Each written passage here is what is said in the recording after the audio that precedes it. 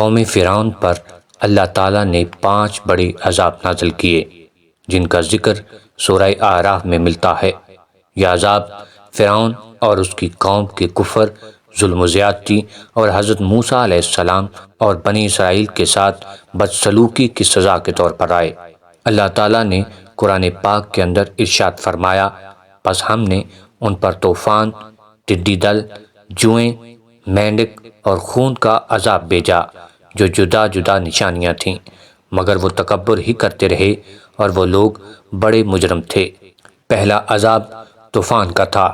یہ پہلا عذاب تھا جو شدید بارش یا سیلاب کی صورت میں آیا۔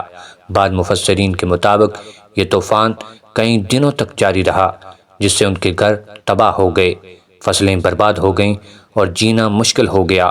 پانی ہر طرف بہنے لگا اور وہ اس سے بچنے کے لیے حضرت موسیٰ علیہ السلام سے دعا کی درخواست کرتے، مگر عذاب ختم ہونے کے بعد پھر سرکشی پر اتر آتے۔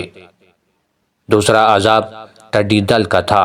جب طوفان کے باوجود وہ ایمان نہ لائے تو اللہ نے ان پر ٹڈی دل کا عذاب نازل کیا۔ لاکھوں کی تعداد میں ٹڈیاں آئیں اور ان کے کھیت، درخت اور سبزیاں کھا گئیں۔ کھانے پینے کا کوئی ذریعہ نہ رہا اور شدید قحط پڑ گیا، لیکن اس کے باوجود وہ ایمان نہ لائے۔ قوم فرعون پر تیسرا عذاب جوؤں کا تھا۔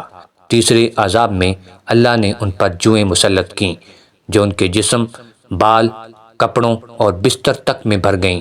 ہر جگہ جوئیں ہی جوئیں تھیں اور وہ شدید تکلیف میں مبتلا ہو گئے۔ ان کا کھانا پینا، سونا جاگنا مشکل ہو گیا۔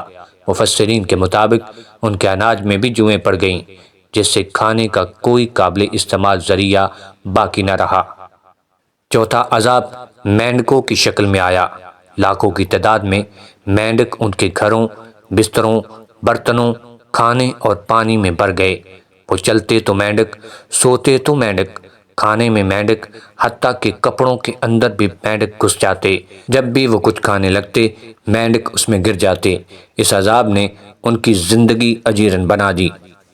قوم فرعون پر پانچواں عذاب یہ تھا کہ ان کا پانی خون میں تبدیل ہو گیا۔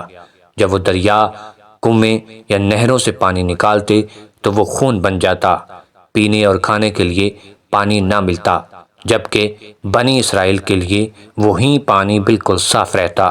یہ ایک کھلی نشانی تھی، مگر وہ اپنی ہٹ درمی سے باز نہ آئے۔ یہ پانچوں عذاب ان پر مسلسل آتے رہے اور ہر بار وہ حضرت موسیٰ علیہ السلام سے دعا کی درخواست کرتے کہ اگر عذاب ٹل جائے تو وہ ایمان لے آئیں گے، مگر جیسے ہی عذاب ختم ہوتا وہ دوبارہ نافرمانی اور ظلم پر اتر آتے۔ بالآخر اللہ نے انہیں سب سے بڑے عذاب یعنی غرق فرعون کے ذریعے تباہ کر دیا جب وہ دریائے نیل میں ڈوب گئے۔ یہ عذاب قرآن پاک میں صرف قصے کے طور پر نہیں بلکہ ایک عبرت کے طور پر بیان کیا گیا ہے تاکہ انسان اللہ کے احکامات کی نافرمانی سے بچے اور ظلم و زیادتی نہ کرے۔